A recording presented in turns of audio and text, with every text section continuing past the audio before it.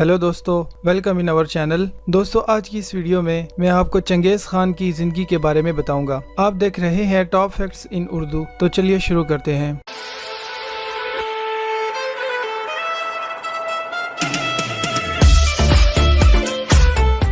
چنگیز خان 1162 عیسوی میں دریائے آنان کے علاقے میں پیدا ہوا۔ وہ منگول سردار خاندان کا لاڈلا چشم چراغ تھا اور اس کا اصلی نام تموجن تھا، جس کے لفظی معنی آئرن ورکر یعنی لوہے کا کام کرنے والا کے ہیں۔ اس کی پیدائش کے وقت بعض دانا نے اس کی مستقبل پر پیشین گوئیاں کی تھیں کہ یہ بہت بڑا جابر حکمران اور جنگی لیڈر بنے گا۔ 13 سال کی عمر میں اس کے والد نے اس کی شادی کر دی، کیونکہ شروع سے ہی چنگیز خان نہایت شاہانہ مزاج کا حامل تھا، اس لیے اپنی لیاقت کی بنا پر اسی سال تخت نشین بھی ہو گیا۔ جب 1175 عیسوی میں وہ اپنے قبیلے کا سردار بنا تو دیگر قبائل کے ساتھ اس کی چپکلش شروع ہو گئی اور اس نے تمام قبائل اور حلقوں کو زیر کرنے کی بھرپور کوشش کی، کیونکہ اس وقت منگولیا کی سرزمین پر کئی قبائل حکومت کرتے تھے۔ پھر صورتحال کا جائزہ لیتے ہوئے اس نے تمام قبائل کے سرداروں کو اکٹھا کیا اور دیگر علاقوں کو فتح کرنے کی تجویز پیش کی اور اپنے علاقے کی فلاح و بہبود اور ترقی کے لیے بھی تجاویز پیش کی۔ اس کی اس خدمت اور اعمال نے اسے بے پناہ مقبولیت دلا دی اور منگولیا کے تمام سرکردہ سرداروں نے اسے اپنا سردار تسلیم کر لیا اور متفقہ طور پر دریائے آنان کے نزدیک ایک اجلاس میں چنگیز خان کو خاقان کا خطاب بھی دیا گیا۔ پھر اس نے باقاعدہ طور پر منگول سلطنت کو ایک مضبوط سلطنت کے طور پر متعارف کرایا۔ منگول سلطنت کی فوج کی تنظیم نو کے ساتھ ساتھ دیگر اداروں کو بھی مضبوط بنیادوں پر قائم کیا اور جلد ہی تموجن نامی شخص عالم اقوام میں چنگیز خان کے نام سے نڈر اور بے تاج بادشاہ مشہور ہو گیا۔ چین کو 2 مرتبہ تاراج کیا اور 1214 عیسوی سے لے کر 1218 عیسوی تک 2 چینی ریاستوں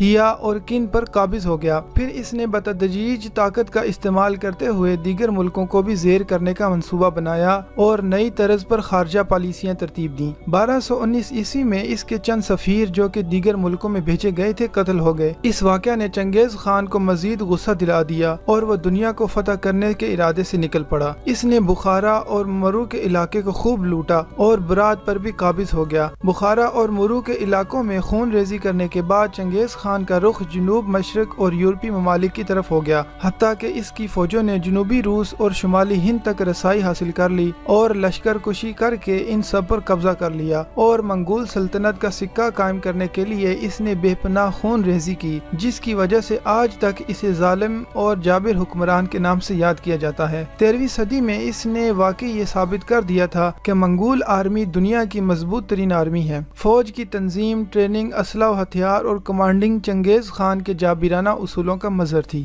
وسط ایشیا اور مشرق میں بھی اس کی لشکر کشی نے کئی علاقے زیر کر لیے، جن میں قازقستان اور کرغزستان شامل ہیں۔ 1219 عیسوی میں اس نے شمالی چین اور افغان بارڈر کے کئی علاقے فتح کیے اور ان پر انتہائی جابرانہ حکومت کی۔ اس سال خوازم شاہ کی سلطنت پر بھی قبضہ کر لیا اور ایران میں بھی اپنا روب و داب خاصا مضبوط کر لیا۔ اپنی حکومت کے آخری دور میں چنگیز خان نے موزوں علاقوں میں تجارت کو عروج پر پہنچا دیا اور اپنی سلطنت کو معاشی استحکام دیا اور اقوام عالم میں ہر طرح سے دسترس حاصل کر لی۔ لیکن دیگر سفاک، جابر اور ظالم حکمرانوں کی طرح چنگیز خان بھی لوگوں کے دلوں میں گھر نہ کر سکا۔ مجموعی طور پر اس نے بہت سفاکی کا مظاہرہ کرتے ہوئے بے شمار معصوم لوگوں کو موت کے گھاٹ اتارا، خصوصاً ایران، عراق، افغانستان کے قریبی علاقوں، ہزارہ اور کئی دیگر ملکوں میں اپنی حکومت اور سلطنت کے لالچ میں جانی و مالی نقصان کیے۔ آخر میں چنگیز خان چین پر تیسرے حملے کے دوران قتل ہو گیا۔ یہ حقیقت ہے کہ اس کی ذہانت اور چالاکی میں اس وقت اس کا کوئی ثانی نہیں تھا، لیکن تاریخ میں خون ریزی اور بد امنی کا سیاہ باب چھوڑ گیا۔